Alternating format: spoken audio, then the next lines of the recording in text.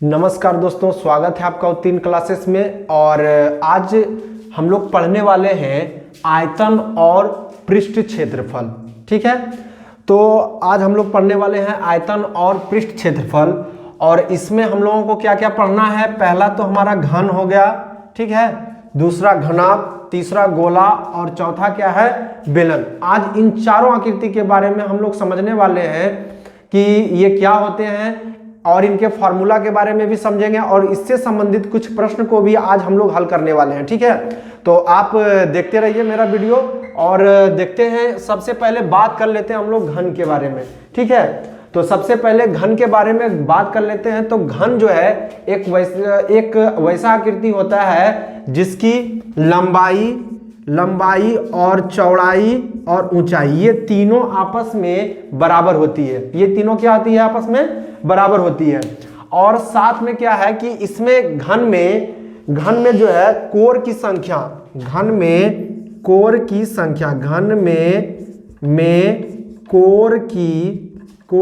संख्या बराबर कितनी होती है, 12। ये पॉइंट नंबर हमारा पहला हो गया। आप इसको कॉपी में नोट डाउन करते जाइए।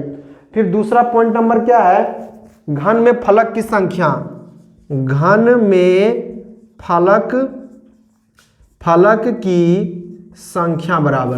तो घन में फलक की संख्या बराबर कितनी होती है, तो ये होती है हमारी 6 होते हैं। ये कितने होते हैं, 6। उसके बाद आता है घन में शीर्ष की संख्या, घन में शीर्ष की संख्या बराबर। तो घन में शीर्ष की संख्या कितनी होती है, 8 होती है।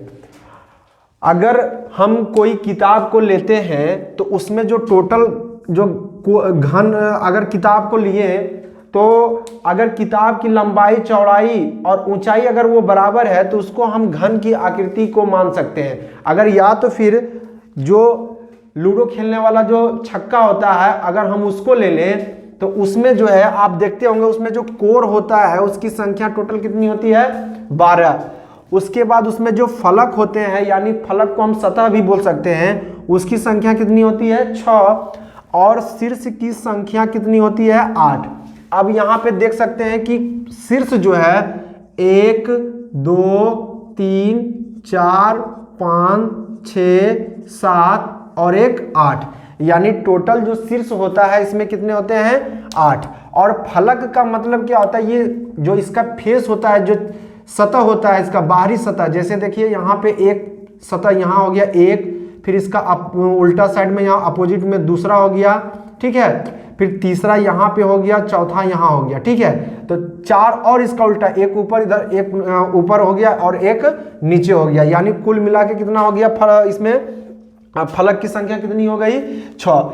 अब हम बात कर लेते हैं इससे जुड़े हुए फॉर्मूले को।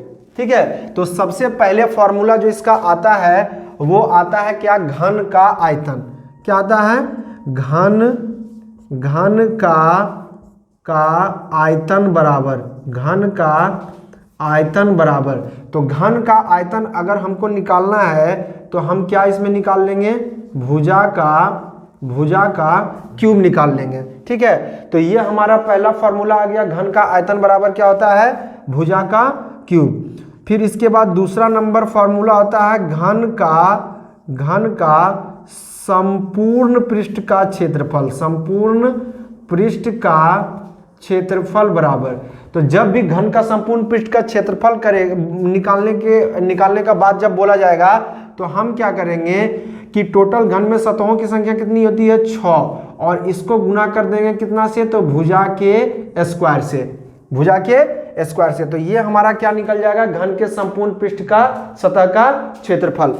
अब आते हैं पॉइंट नंबर तीसरा। इसमें हम बात करने वाले हैं कि इसमें विकर्ण के बारे में। तो यहाँ पे क्या हो जाएगा, घन का विकर्ण बराबर। तो घन का विकर्ण बराबर क्या होता है, √3 गुने भुजा होता है। √3 गुने क्या होता है, भुजा। √3 गुने क्या होता है, भुजा। तो ये हमारे पास ये 3 फॉर्मूला हमको पता होना चाहिए। पहला, घन का आयतन बराबर क्या होता है, भुजा का क्यूब। दूसरा क्या होता है, घन का संपूर्ण पृष्ठ का क्षेत्रफल 6 गुने भुजा का स्क्वायर। और तीसरा जो हमारा फॉर्मूला है वो घन का विकर्ण बराबर क्या है, तो घन का विकर्ण बराबर होता है √3 गुने भुजा। तो ये एक घन के बारे में हमको इतना चीज मालूम होना चाहिए, तो इससे लगभग क्वेश्चन को हम क्या कर सकते हैं, सॉल्व कर सकते हैं। ठीक है, तो अब आते हैं इसके बाद हम घनाभ के बारे में थोड़ा सा बात कर लेते हैं। तो अब यहाँ पे हम लोग घन के बारे में समझ चुके हैं, अब हम बात कर लेते हैं थोड़ा सा घनाभ के बारे में। तो घनाभ में भी क्या होता है कि घनाभ की सबसे पहले हम आपको एक आकृति बना के दिखा देते हैं। ठीक है, ये एक हम आकृति घनाभ का आपको बना के यहाँ पे क्या करते हैं, दिखा देते हैं।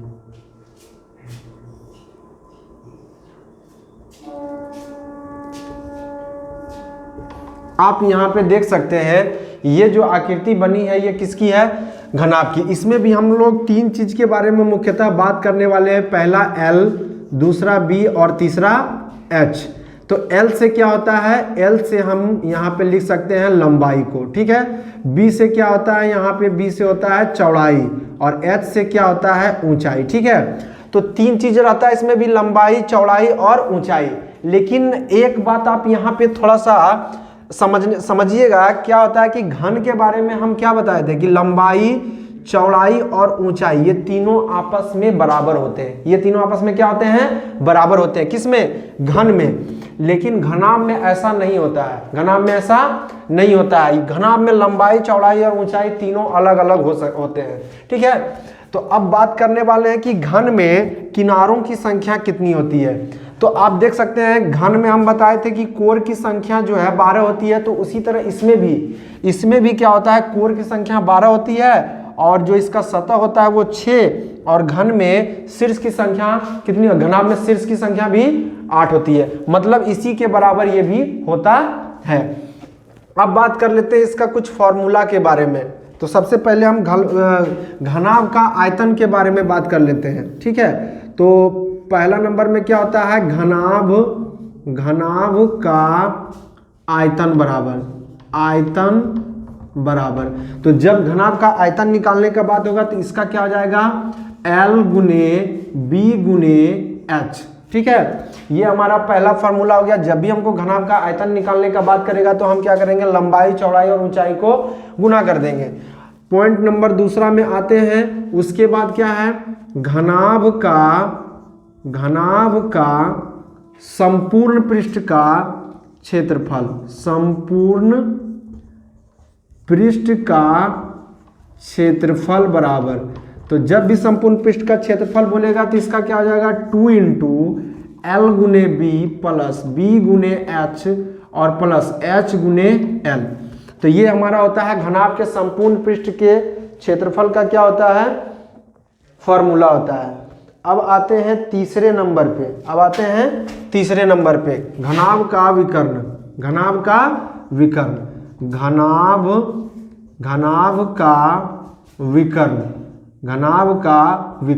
तो घनाभ का विकर्ण बराबर क्या होता है, √L² प्लस B² और प्लस क्या होता है, H²। तो इसमें हम देख सकते हैं यहाँ पे कि 3 जो फॉर्मूला है वो मेन है। पहला घनाभ का आयतन, लंबाई गुने चौड़ाई गुने ऊंचाई। फिर दूसरा क्या है, घनाभ का संपूर्ण पृष्ठ का क्षेत्रफल 2 × L गुने B प्लस B गुने H प्लस H गुने L। और तीसरा जो है वो घनाभ का विकर्ण बराबर क्या होता है, तो L² plus B² plus H²। ये 3 फॉर्मूला हमको घनाभ के बारे में याद रखना बहुत ही जरूरी है, और इस तीनों सूत्र से हम आसानी से प्रश्नों को हल कर सकते हैं। ठीक है, उसके बाद हम बात कर लेते हैं थोड़ा सा, रुको। अब उसके बाद क्या है, एक फॉर्मूला इसमें और होता है। तो घनाभ के चारों दीवारों का क्षेत्रफल, चारों दीवारों का क्षेत्रफल बराबर। तो जब भी चारों दीवारों का क्षेत्रफल अगर निकालने का बात कहे तो हमको क्या करना है, 2 × L प्लस B और इंटू क्या कर देना है, H। या अगर घनाभ नहीं भी रहे तो उसमें चारों दीवारों का अगर क्षेत्रफल निकालने का बात करेगा तो हम क्या करेंगे, 2 × L प्लस B गुने क्या कर देंगे, H। तो हम क्या निकल जाएगा वहां पे, चारों दीवारों का क्षेत्रफल। तो यहाँ पे आप देख लिए कि घन के बारे में आपका सारा फॉर्मूला यहाँ पे आ गया, और ये हमारा हो गया घनाभ के बारे में, ठीक है। अब हम लोग बात कर लेते हैं थोड़ा सा गोला के बारे में, ठीक है। तो आइए देखते हैं गोला के बारे में बात करते हैं। रोको भाई, चलिए तो अब देखते हैं, हम लोग बात कर लेते हैं थोड़ा सा गोला। तो गोला भी आप लोग सब इस आकृति से आप लोग परिचित होंगे, आप इस तरह का आकृति देखे होंगे, ठीक है। तो ये आकृति और इसमें हम इस तरह का फिगर बना देते हैं, ठीक है। तो आप ये जो आकृति आप देख रहे हैं ये क्या है, गोला है। ये क्या है, गोला। और गोला क्या होता है कि वो पूरा भरा हुआ होता है, वो क्या होता है, भरा हुआ। आप इस तरह का एक आकृति और देखे होंगे जिसका कि इसका नाम होता है वृत्त। तो वृत्त क्या होता है कि इसमें ये सिर्फ ये गोल होता है, ठीक है, लेकिन गोला जो होता है वो भरा हुआ होता है। वो क्या होता है, भरा हुआ। तो हमको बात यहाँ पे क्या करना है, गोला के बारे में।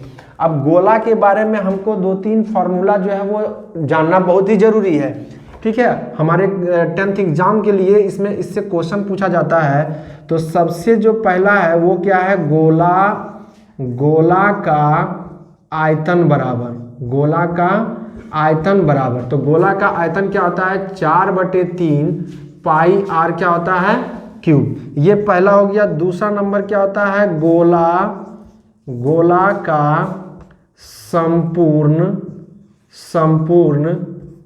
पृष्ठ क्षेत्रफल। तो ये होता है 4 पाई आर स्क्वायर, ठीक है। तो 2 फॉर्मूला हो गया। पहला हो गया क्या, गोला का आयतन बराबर 4/3 पाई आर का क्यूब। दूसरा हो गया गोला का संपूर्ण पृष्ठ का क्षेत्रफल, ये होता है 4 पाई आर का स्क्वायर। अब हम बात कर लेते हैं इसके आगे। इसके आगे क्या होता है, तो अर्धगोला। तो गोला को हम आधा भाग में अगर बांट देते हैं, अगर हम इसको इस तरह से यहाँ आधा भाग में इसको क्या किए, अगर हम बांट दिए तो इसको हम लोग क्या बोलते हैं, अर्धगोला। इसको हम लोग क्या बोलते हैं, अर्धगोला। तो अर्धगोला का अगर हमको आयतन निकालने का बात करेगा तो आप यहाँ पे देख सकते हैं अर्धगोला का आयतन, अर्धगोला का आयतन बराबर, अर्धगोला का आयतन बराबर। तो इसका हो जाता है 2/3 पाई आर का क्यूब। अर्धगोला का आयतन क्या होता है, 2/3 पाई आर क्यूब। असल में होता क्या है कि गोला का संपूर्ण पृष्ठ का जो आयतन होता है, संपूर्ण आयतन जो होता है वो 4/3 होता है पाई आर का क्यूब होता है, सॉरी पाई आर का क्यूब। तो हम इसमें सिर्फ 2 से भाग देते हैं। तो 2 से भाग देंगे तो ये 2 से 2 कट जाएगा, तो बचा कितना, 2/3 पाई आर का क्यूब। तो वही हम यहाँ पे लिख दिए क्या, गोले का आयतन, अर्धगोले का आयतन बराबर क्या, 2/3, और गोले का आयतन बराबर 2/3 पाई आर का क्यूब। अब हम क्या करेंगे, अब यहाँ हम लिखेंगे, अब अर्धगोले का संपूर्ण पृष्ठ का क्षेत्रफल, संपूर्ण पृष्ठ, ठीक है, और उसके बाद क्षेत्रफल। तो जब संपूर्ण पृष्ठ क्षेत्रफल का बात करेगा तो इसका हो जाएगा 3 पाई आर स्क्वायर, ठीक है। तो ये 4 फॉर्मूला आपको इसके बारे में, गोला के बारे में जानना बहुत ही जरूरी है। पहला, गोला का आयतन 4/3 पाई आर का क्यूब। दूसरा, गोला का संपूर्ण पृष्ठ का क्षेत्रफल 4 पाई आर स्क्वायर। और अर्धगोला का आयतन क्या होता है, तो 2/3 पाई आर का क्यूब। अर्धगोला का संपूर्ण पृष्ठ क्षेत्रफल क्या होता है, 3 पाई आर का स्क्वायर। अब बात यहाँ पे है कि अब ये गोला के बारे में हम लोग समझ गए। अब आ जाते हैं, थोड़ा सा बात कर लेते हैं अब बेलन के बारे में, ठीक है। तो अब हम बात कर लेते हैं बेलन के बारे में, ठीक है। तो सबसे पहले हम आपको बेलन की आकृति से आप लोगों को परिचय करवा देते हैं। आप इस तरह की आकृति जो है अपने आसपास बहुत सी आकृति को देखे होंगे। ये हमारा क्या है, बेलन। तो बेलन हम किसको बोल सकते हैं, आप अपने घर के आसपास ड्रम को देखे होंगे। जब भोज होता है तो उसमें ड्रम रहता है, उसमें पानी रहता है भरा हुआ। तो ड्रम जो है, ड्रम जिसको हम लोग ड्राम बोलते हैं, वो उसकी आकृति कैसी होती है, बेलन की तरह। फिर जो हमारे घर में रसोई गैस का जो सिलेंडर होता है वो भी हमारा कैसा होता है, तो बेलन के ही तरह। तो इसमें हमको 3 फॉर्मूला इसके बारे में हमको जानना है, ज़्यादा नहीं है इसमें। तीन फॉर्मूला हमको जानना है। सबसे पहला क्या है, बेलन का आयतन। सबसे पहला क्या है, तो बेलन का आयतन बराबर, बेलन का आयतन बराबर, तो बेलन का आयतन बराबर क्या होता है, पाई आर स्क्वायर एच होता है। ठीक है, बेलन का आयतन क्या होता है, पाई आर स्क्वायर एच। ठीक है, उसके बाद दूसरा नंबर में क्या होता है, तो बेलन का वक्र पृष्ठ का क्षेत्रफल, बेलन के वक्र पृष्ठ का क्षेत्रफल, बेलन के वक्र पृष्ठ का क्षेत्रफल। ठीक है, तो बेलन के वक्र पृष्ठ का क्षेत्रफल क्या होता है, तो बेलन के वक्र पृष्ठ का क्षेत्रफल होता है 2 पाई आर एच। बेलन के वक्र पृष्ठ का क्षेत्रफल क्या होता है, तो 2 पाई आर एच। ठीक है, ये दूसरा हो गया। अब आते हैं तीसरा नंबर में, बेलन के संपूर्ण पृष्ठ का क्षेत्रफल, बेलन के संपूर्ण पृष्ठ का क्षेत्रफल। देखिए, एक फॉर्मूला जो था वो बेलन का वक्र पृष्ठ का क्षेत्रफल होता है, तो वो होता है 2 पाई आर एच।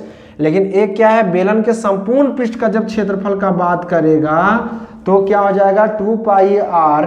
ठीक है, इसका फॉर्मूला हो जाएगा 2 pi R into R plus क्या हो जाएगा, एच हो जाएगा। तो ये तीन फॉर्मूला जो है इसमें बेलन का वो मुख्य है, तो ये तीनों को हमको समझना पड़ेगा। ठीक है, तो अब ये देख सकते हैं आप यहाँ पे, पहला बेलन का आयतन क्या हो गया, बेलन का आयतन हो गया पाई आर स्क्वायर एच। फिर बेलन का वक्र पृष्ठ का क्षेत्रफल 2 पाई आर एच हो गया। बेलन के संपूर्ण पृष्ठ का क्षेत्रफल क्या हो गया, तो 2 pi R into R plus H हो गया। अब थोड़ा सा इसमें आप एक चीज समझ लीजिएगा कि यहाँ से यहाँ तक की जो टोटल जो दूरी होती है उसको हम ऊंचाई बोलते हैं, उसको हम एच से सूचित करते हैं। ठीक है, फिर यहाँ से यहाँ की दूरी जो होती है उसको हम आर से सूचित करते हैं। ये दो चीज इसमें समझ लीजिएगा। ठीक है, अब बात कर लेते हैं हम लोग शंकु के बारे में, शंकु के बारे में। ठीक है, तो शंकु के बारे में क्या होता है कि शंकु जो है, आप चोंगवा बाजा देखे होंगे, चोंगा देखते हैं, उसकी उसी की आकृति के जैसा होता है क्या, शंकु। फिर बर्थडे के दिन जो बच्चे टोपी पहनते हैं, बर्थडे वाला टोपी, तो उसकी भी आकृति कुछ इसी की तरह होती है, शंकु की तरह। ठीक है, उसके बाद आइसक्रीम जो हम खाते हैं, तो जिसमें वो आइसक्रीम जो बना हुआ रहता है और उसमें जो है मलाई अंदर डालता है, तो वो वाला जो खोपचा जो रहता है, वो खोपचा जो है वो उसी की आकृति का रहता है। किसकी आकृति का, शंकु की आकृति का। अब आइए उसका थोड़ा सा आकृति देख लेते हैं वो कैसा होता है। तो आप इस तरह की आकृति देखे होंगे। ठीक है, ये आकृति जो है वो किसकी है, शंकु की। अब देखिए, ये बर्थडे के दिन में इसी तरह का टोपी पहना जाता है। चोंगा जो होता है बाजा बजने वाला, वो भी इसी तरह का होता है। आइसक्रीम जो हम लोग खाते हैं वो भी इसी तरह का होता है। तो अब यहाँ पे क्या है कि एक लकीर हम यहाँ से यहाँ खींचते हैं, इसको यहाँ से यहाँ मिलाते हैं। अब शंकु में तीन चीज जो होता है वो मेन होता है। ये तीनों चीज के बारे में आप थोड़ा सा समझिए। सबसे पहले हम बात करते हैं एल के बारे में। ठीक है, तो एल का मतलब क्या होता है, तिर्यक ऊंचाई, तिर्यक ऊंचाई। ठीक है, तिर्यक ऊंचाई। उसके बाद होता है एक एच, तो एच का मतलब क्या होता है, ऊंचाई। एच का मतलब क्या होता है, ऊंचाई। और एक होता है आर, तो आर का मतलब होता है तिर्जिया। आर मतलब क्या होता है, तिर्जिया। ये तीन बात अगर आप जानते हैं तो अब यहाँ देखिए, एल जो है वो तिर्यक ऊंचाई है। तो ये तिर्यक ऊंचाई क्या होता है भाई, तो यहाँ से आप ये देख रहे होंगे एक तिरछी रेखा। ठीक है, तो ये जो तिरछी रेखा है, यही इसी को हम क्या बोलते हैं, इसको तिर्यक ऊंचाई बोलते हैं। इसको क्या बोलते हैं, तिर्यक ऊंचाई। तिर्यक ऊंचाई को हम तिरछी ऊंचाई भी बोल सकते हैं, उसको तिरछी ऊंचाई भी बोल सकते हैं। तो अगर हम इसको मान लेते हैं ए, इसको अगर हम मान लेते हैं ओ, और इसको मान लेते हैं बी। ठीक है, तो अब यहाँ पे देखिए, तो ये तो हमारा, अगर हम ए और बी को देखें, ए और बी को, तो ये हमारा क्या हो गया, एल हो गया। अगर हम ए से ओ को देखें तो ये हमारा क्या हो गया, एच हो गया। और हम ओ से बी को अगर देखें तो ये हमारा क्या हो गया, आर हो गया, यानी त्रिज्या हो गया। ठीक है, अब जो है शंकु में कुछ फॉर्मूला होता है, उस फॉर्मूला को थोड़ा सा हम समझते हैं कि शंकु में क्या क्या फॉर्मूला आता है। तो पहला जो होता है वो शंकु का आयतन होता है। ठीक है, नंबर एक में क्या होता है, शंकु का आयतन, शंकु का आयतन। तो शंकु का सबसे पहले हम आयतन निकाल लेते हैं। तो शंकु का आयतन क्या होता है, तो 1/3 होता है और उसके बाद पाई आर स्क्वायर, ठीक है। और उसके बाद इसमें h भी रहता है, तो पाई आर स्क्वायर क्या होता है, h। यानी शंकु का जब हम आयतन निकालेंगे तो इसका क्या हो जाता है, शंकु का आयतन 1/3 पाई आर स्क्वायर और h होता है, ठीक है। ये शंकु का क्या होता है, आयतन। अब बात कर लेते हैं शंकु का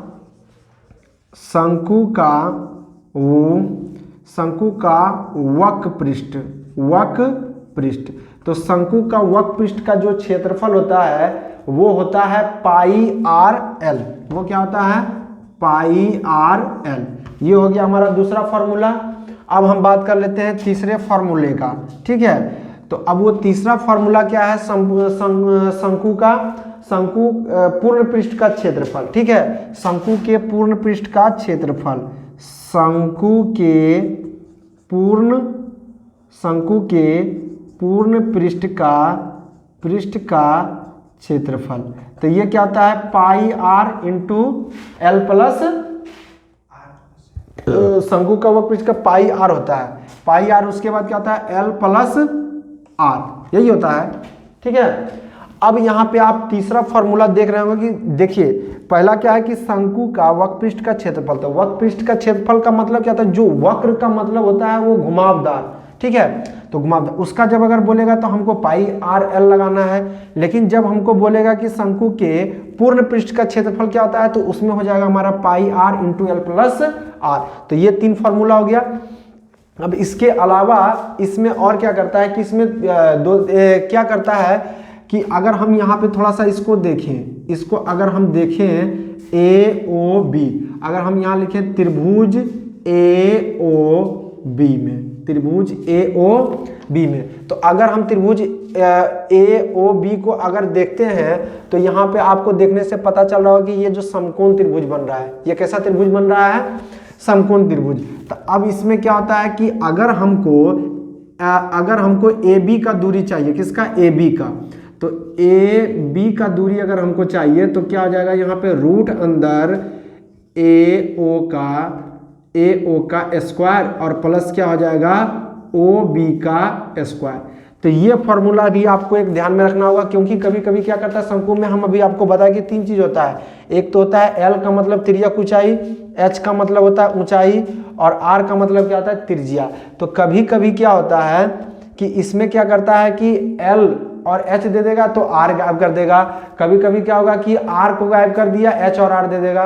कभी क्या होता है कि आर और एच को दे दिया तो एल गायब कर देगा, ठीक है। तो इस तरह से क्या करता है, 2 चीज दिया तीसरा को गायब कर देता है। तो आपको निकालने के लिए क्या है कि ए बी बराबर क्या होता है, तो रूट अंदर ए ओ का स्क्वायर प्लस ओ बी का स्क्वायर। और उसके बाद ए बी जो है यहाँ पे आप देख सकते हैं ए बी, इसको हम यहाँ पे ये भी बोल सकते हैं कर्ण बराबर क्या होता है, रूट अंदर लंब का स्क्वायर और प्लस क्या होता है, आधार का स्क्वायर। आप इसको ऐसे भी समझ सकते हैं, ठीक है। तो अब इसमें जो भी आपको दिया रहेगा उसको इसमें पुट करना है और उसके बाद क्या करेंगे, आप इसको निकाल सकते हैं आसानी से।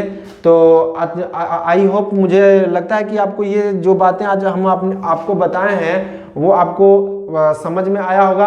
और अगर नहीं समझ में आया तो आप वीडियो को फिर से एक बार देख लें। और अगर आपको समझने में कुछ भी कठिनाई होती है तो आप कमेंट कर सकते हैं और मैं प्रयास करूंगा आपको अच्छे से समझाने का। अब ये जो फॉर्मूला का जो ये सेक्शन था वो खत्म हो चुका है।